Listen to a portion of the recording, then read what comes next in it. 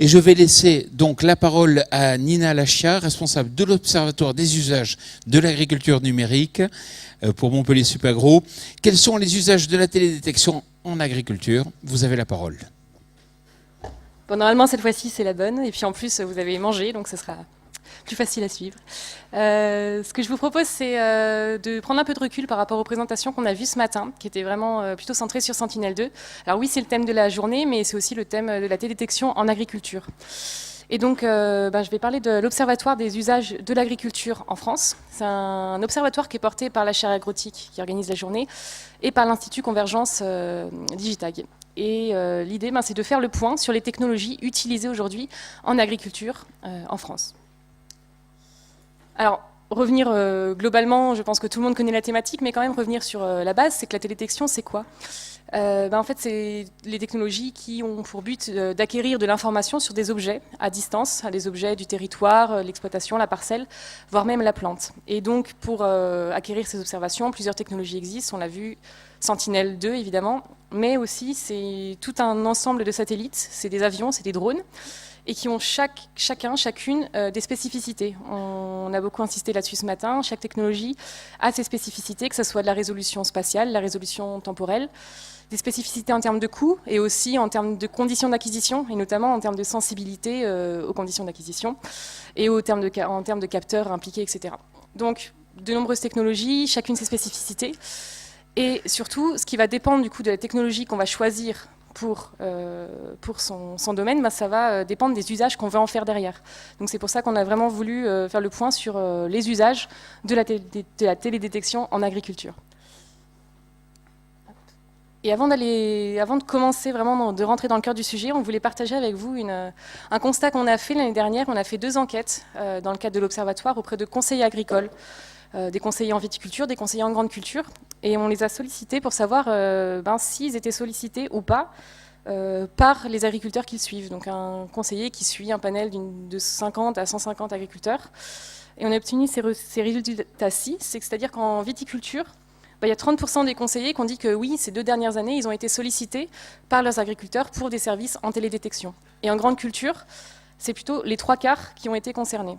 Donc ces premiers chiffres ont permis de voir que oui, il y avait un intérêt. Il y a clairement un intérêt de la profession agricole sur ces thématiques-là. Et puis en plus, il semble évident qu'il y a en plus des différences entre les filières. Il peut y avoir des différences en termes d'usage. Et donc l'idée de cette petite présentation, c'est de voir la télédétection. Alors on a l'impression que c'est d'actualité sur le terrain, oui, mais à quel niveau, à quel point c'est vraiment d'actualité sur le terrain? Pourquoi faire? Et puis quels sont les freins, quelles sont les perspectives de la télédétection en France? Alors comment procéder? Ceux qui sont familiers de l'Observatoire, vous commencez à voir un peu comment on procède. On choisit tous les 3 mois une technologie, donc là c'était la télédétection, et puis en croisant les regards, en croisant des résultats issus de bibliographie, de l'étude de forums d'agriculteurs, des interviews avec des chercheurs, des entreprises, des coopératives, des négoces, etc. On essaie de produire cet état des lieux synthétique. Et j'ai complété l'étude que je vous présente ici par l'étude de plusieurs rapports d'activité de coopératives également, d'une 50aine de rapports d'activité pour voir un peu cette année, est-ce qu'il y avait des services de télédétection proposés, etc. Et donc, quels sont les résultats? C'est ce que je vais vous présenter. Donc, en premier lieu, en termes de technologie, on a beaucoup parlé spécifiquement de Sentinelle. Moi, je vais revenir un peu à un niveau macro pour voir, grosso modo, quelles sont les technologies utilisées aujourd'hui en agriculture. Et on obtient ce chiffre-ci. Donc, il est issu en synthétisant, en gros, les différentes données que j'ai pu acquérir en téléphonant et en rencontrant des fournisseurs d'images, des fournisseurs de services. Et en leur demandant, quelle surface avait été pilotée par télédétection en 2017. Et donc, on obtient ce chiffre-ci. C'est-à-dire qu'il y a un peu moins d'1 million d'hectares qui a été télédétecté en 2017, dont 85% par satellite et 15% par drone et avion. Parce qu'on parle beaucoup des drones, mais il ne faut pas oublier que finalement l'avion représente finalement une majorité des usages.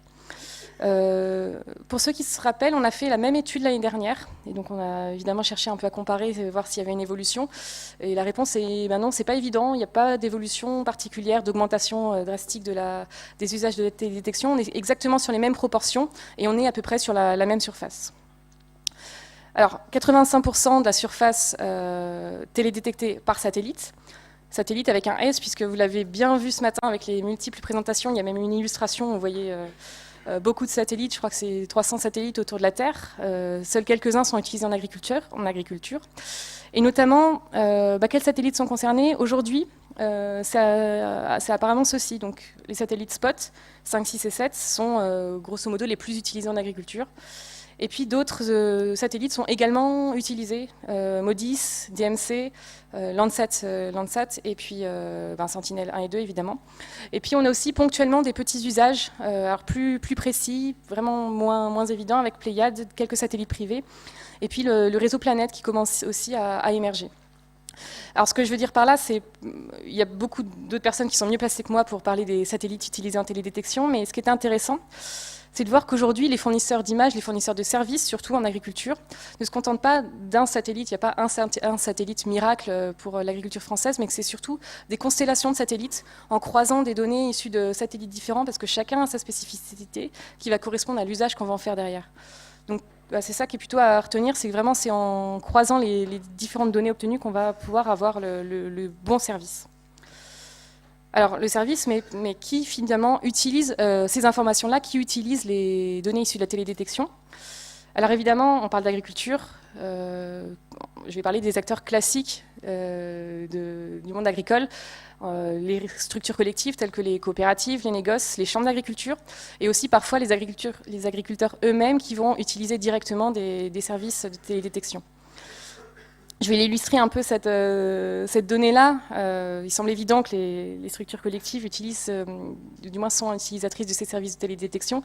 C'est illustré, tout à l'heure je parlais de rapports d'activité, j'en ai épluché une cinquantaine. Et sur ces 50 structures observées, un peu visitées, j'ai pu voir qu'il y avait 27 d'entre elles qui proposent des services de télédétection par satellite. Il y en a 13 qui proposent des services de télédétection par drone, et puis 6 avec les deux technologies. Donc c'est juste pour montrer que c'est un petit échantillon qui n'est pas représentatif forcément de toute l'agriculture française, mais rien qu'en faisant un petit échantillon comme ça, on arrive à voir que c'est quelque chose qui est vraiment présent, qui intéresse beaucoup les structures collectives et que c'est vraiment une porte d'entrée de la télédétection en agriculture. Et puis il y a d'autres types d'acteurs dont on n'a pas trop parlé, mais je crois qu'il y aura des exemples cet après-midi, qui s'éloignent un petit peu du monde agricole. C'est les compagnies d'assurance, que ce soit pour la détection de dégâts, on en a parlé ce matin, détection d'inondations, de gel, des dégâts de gibier également. Et puis des acteurs publics qui vont s'intéresser par exemple à la forêt, ou aussi aux prairies par exemple pour calculer des aides, etc.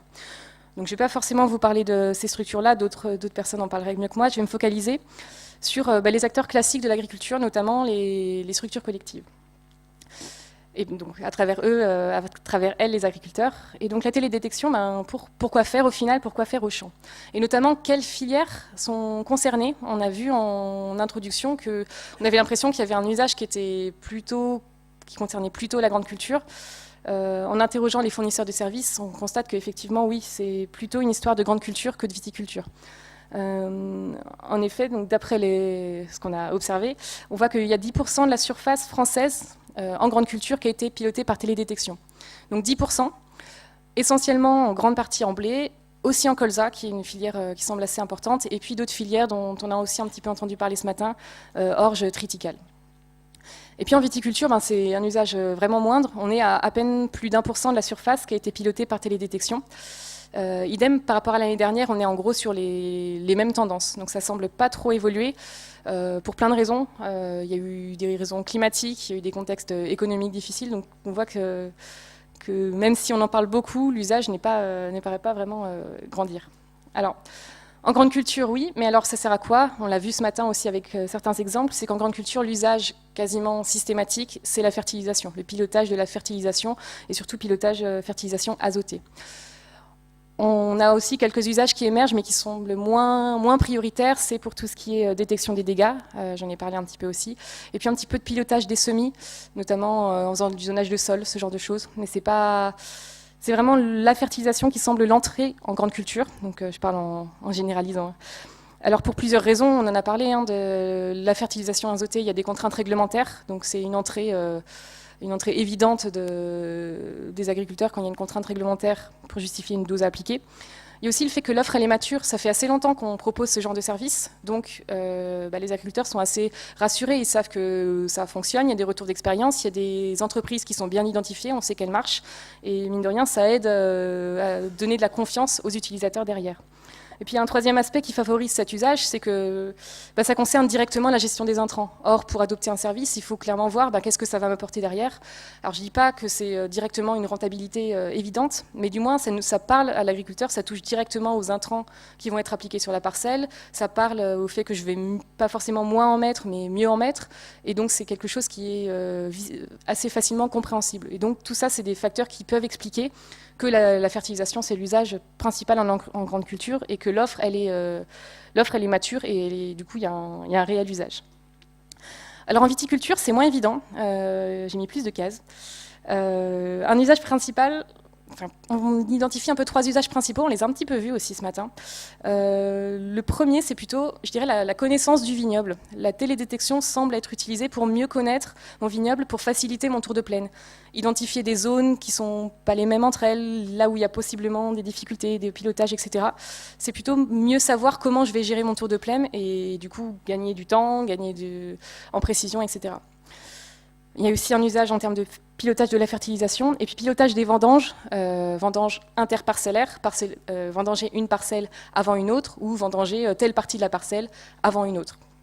Et puis il y a aussi d'autres usages qui sont ponctuels, c'est pas forcément exhaustif, mais voilà, la détection des dégâts, la détection des manquants et puis certaines fois les travaux en verre. Alors ce qui est intéressant en viticulture, par rapport à la grande culture, c'est que l'offre, elle est moins évidente à voir. On n'a pas clairement, en grande culture, on voit que c'est, paf, la fertilisation. En viticulture, il faut creuser un peu et on voit que c'est plus personnalisé finalement à la demande, ce qui peut s'expliquer assez facilement finalement. Ça va dépendre des régions viticoles dans lesquelles on est, ça va dépendre des conditions pédoclimatiques, ça va dépendre beaucoup des stratégies d'entreprises, des domaines, des châteaux, des caves, etc. C'est vraiment davantage une histoire presque de personnes, de curiosité personnelle, de stratégie. Et du coup, c'est quelque chose qui fait qu'on a du mal à voir un usage principal, mais plutôt des services qui sont plutôt personnalisés. Alors j'ai parlé de la grande culture, de la viticulture, il y a aussi d'autres filières qui semblent émerger, mais peu présentes finalement quand on a ce point de vue global.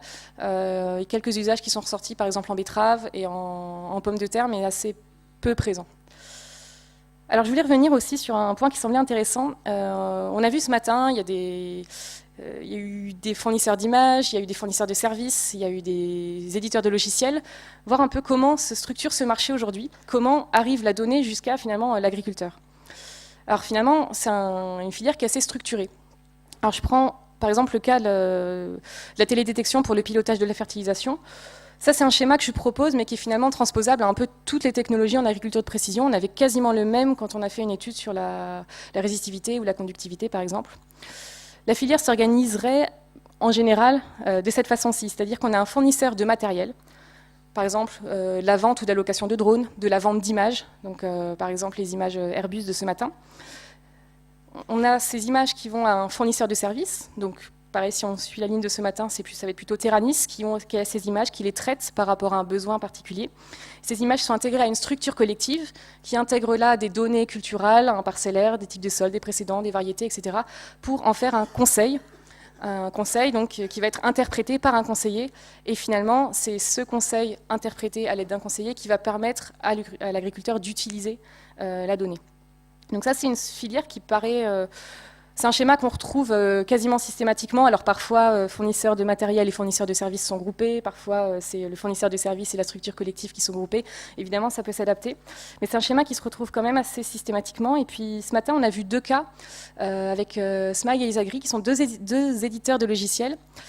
Et c'était assez frappant.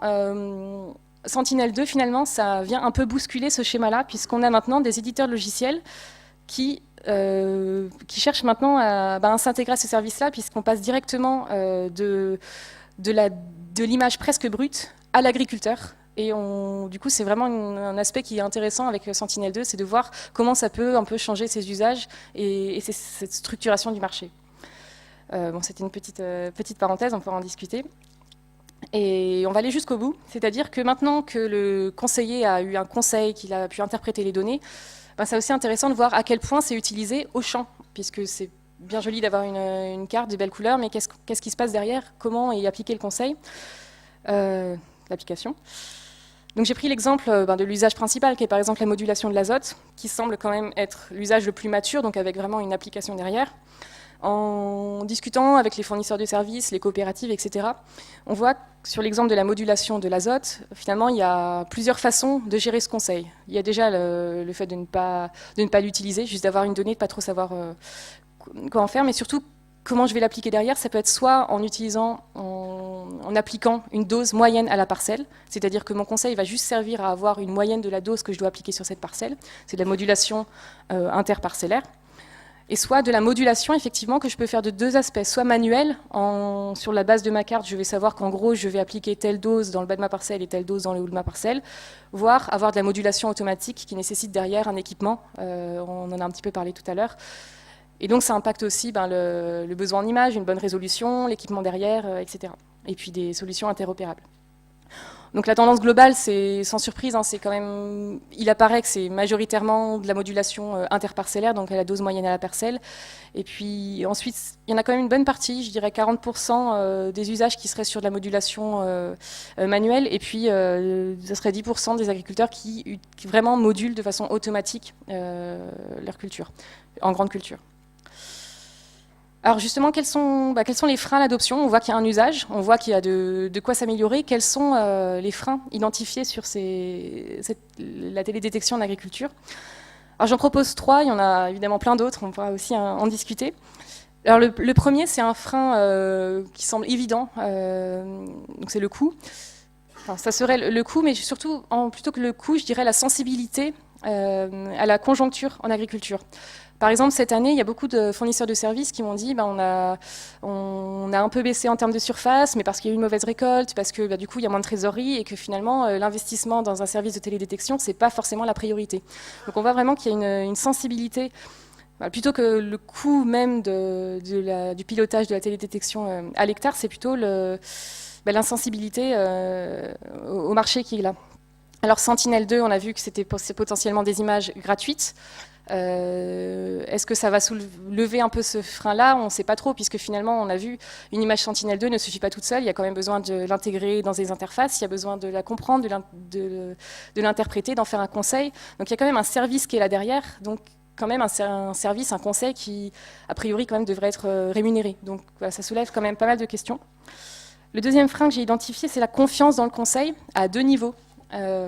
Alors le premier, ça ressort assez souvent dans les forums d'agriculteurs, par exemple, c'est la confiance, si je prends l'exemple de la modulation azotée, en la dose que mon service va me conseiller. Parce que souvent, les agriculteurs échangent entre eux, moi, on m'a conseillé tant d'unités par satellite, tant d'unités par drone, tant d'unités par un autre service, comment je m'y retrouve?